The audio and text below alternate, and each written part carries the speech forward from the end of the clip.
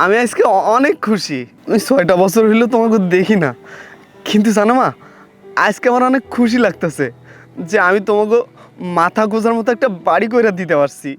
তোমাকে মাথা গোজার মতো একটা ঠাঁই হয়েছে মা। তোমরা খুশি তো মা?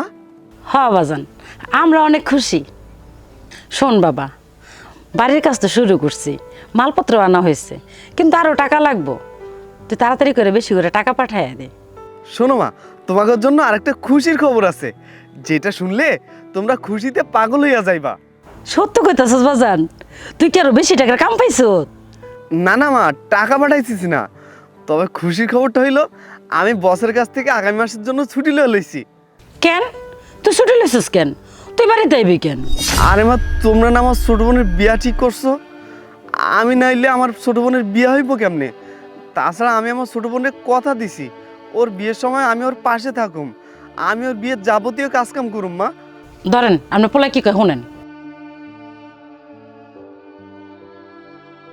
মালিক যখনই শুনছে আমার ছোট বোনের বিয়া, তখনই মালিক আমার ছুটি দিয়ে দিছে।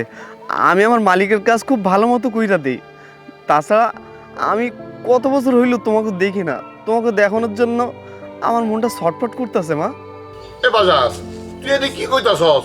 না না না, তোর আসার দরকার নাই। হ্যাঁ, তুই বিদেশে থাক। তুই যদি দেশে আয় বলস, অনেক সমস্যা হইব। শোন, তোর ছোট বোনের বিয়া, তারপরে নতুন বাড়ি করতেছি, অনেক টাকা পয়সা লাগবো। তারপরে তুই যে বাংলাদেশে আইবি, এই টিকিট কাটবি, এই টাকা খরচ হইব না। না না বাজান, তোর দেশে কোনো দরকার নাই। তুই বিদেশেই থাক, আমরা তো আছি। আমরা দেখেছি না তোর ছোট বোনের বিয়া দিবনি। আর বাড়িটা যে করতেছি না, অনেক সুন্দর করে করতেছি, বুঝছস? তুই বাবা বাবা তুই আসার দরকার নাই, তুই টাকা পাঠাইস, আমরা বাড়িটা অনেক সুন্দর করে রাখাবো নেই। তুই যখন দেখবি সুন্দর একটা বাড়ি, তোর মনটা না বইরা যাইব, বুঝছস?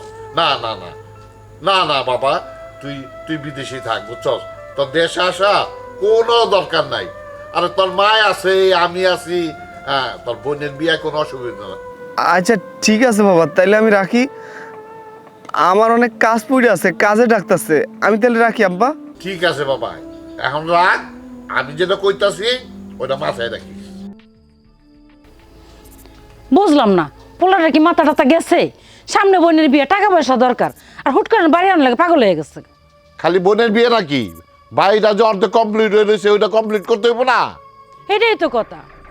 কার পামলে আসলে আল্লাহ জানে। আশেপাশে তো আর আমাকে শত্রুর অভাব নাই।